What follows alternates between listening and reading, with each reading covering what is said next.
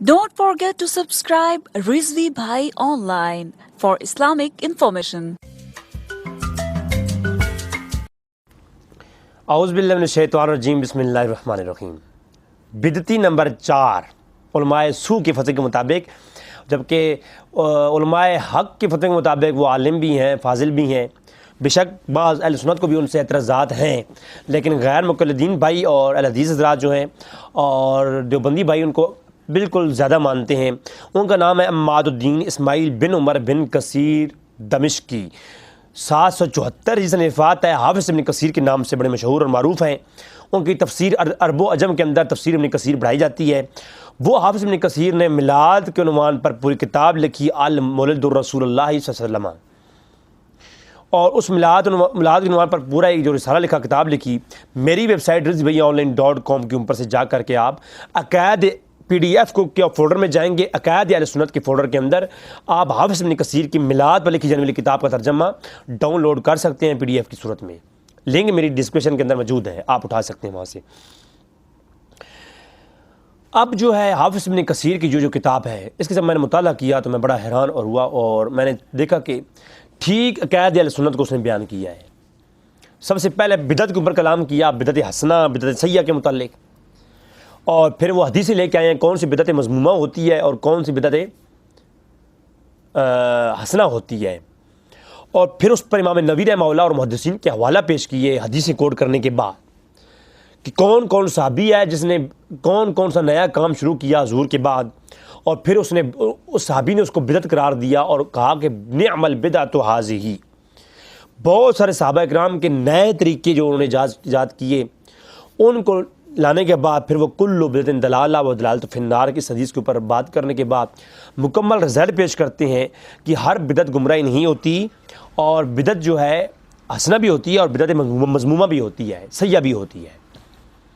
تو یہ پہلا چیپٹر انہوں نے بدعت کے اوپر بڑا خاص گفتگو کی۔ پھر حضور کے میلاد، حضور کے پیدا ہونے کے متعلق جتنی بھی جو ہے وہ گفتگو ہے اس کے اوپر کی۔ سب سے پہلے حضور کا شجرہ نسب انہوں نے بیان کیا بڑی خوبصورت طریقے سے، جو مولانا طارق جمیل صاحب اکثر پیش کرتے ہیں وہ جو ہے انہوں نے پیش کیا جناب۔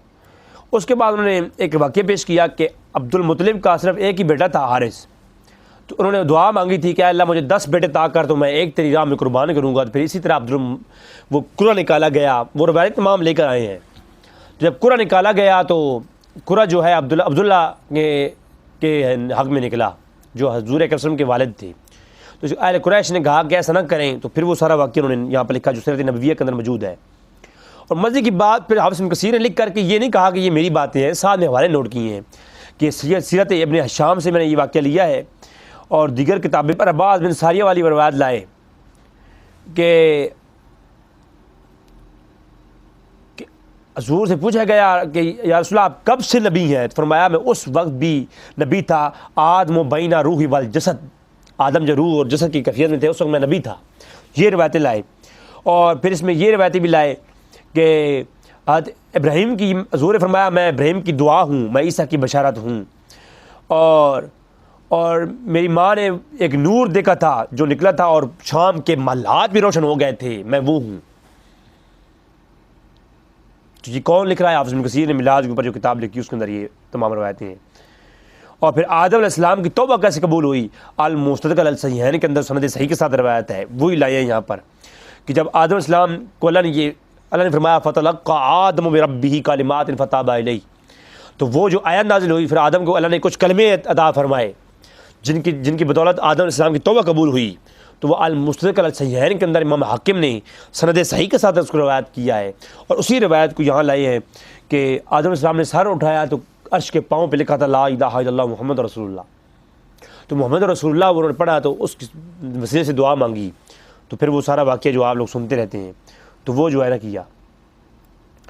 پھر میلاد النبی کی کیفیت کیا ہونی چاہیے اس کے اوپر باب باندھا حافظ ابن کثیر نے، اور اس میں جو ہے وہ کہتے ہیں کہ حضور پیدا کب ہوئی ہے، پہلے اس کے اوپر جو بحث ہے وہ کرتے ہیں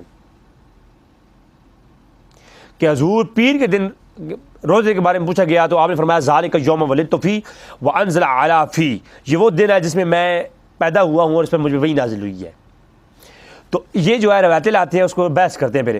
پھر ابن عباس نے فرمایا کہ تمہارے نبی صلی اللہ علیہ وسلم پیر کے دن پیدا ہوئے اور پیر کے دن انہیں نبوت ملی اور پیر کے دن انہوں نے ہجرت فرمائی اور کہ پیر کے دن وہ مدینہ میں داخل ہوئے. سیرت ابن ہشام کے اندر، صحیح مسلم کتاب الصیام کے اندر اور امام احمد بن حنبل اور سنن بیہقی کے اندر یہ روایت موجود ہے.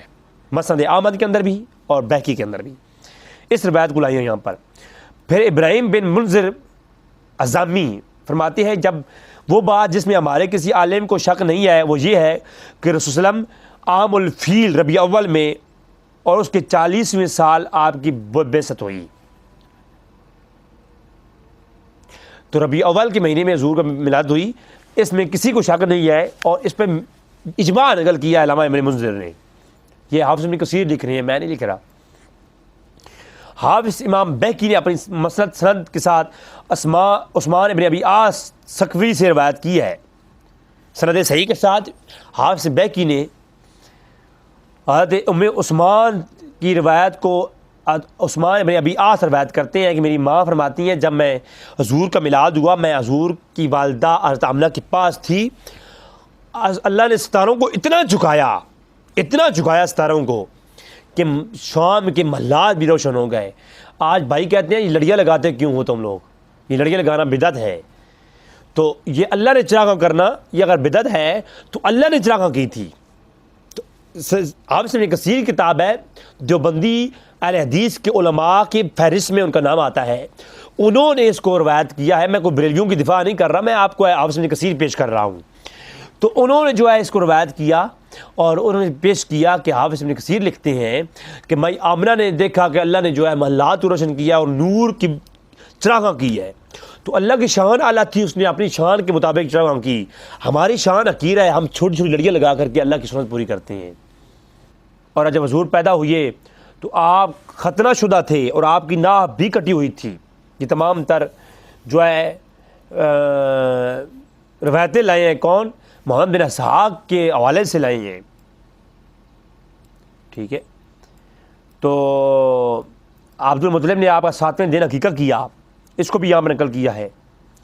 اور پھر ابو لہب والی روایت بھی یہاں لکھی ہے جس پہ اگلی ہماری گفتگو آنے والی ہے کہ ابو لہب مر گیا اور اس نے اپنے غلامہ صحابہ کو حضور کے میلاد کی خوشی میں آزاد کیا تھا. تو اس کے بارے میں جو روایت بخاری کے اندر آتی ہے وہ روایت بھی یہاں پر لکھی ہے جناب.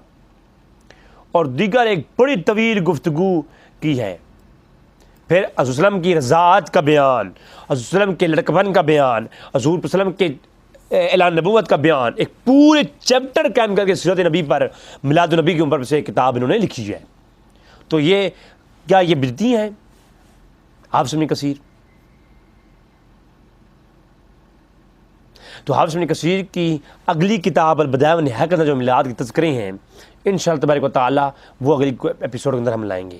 آپ کی دعاؤں کو طالب، آپ کا اپنا بھائی رزق بھائی.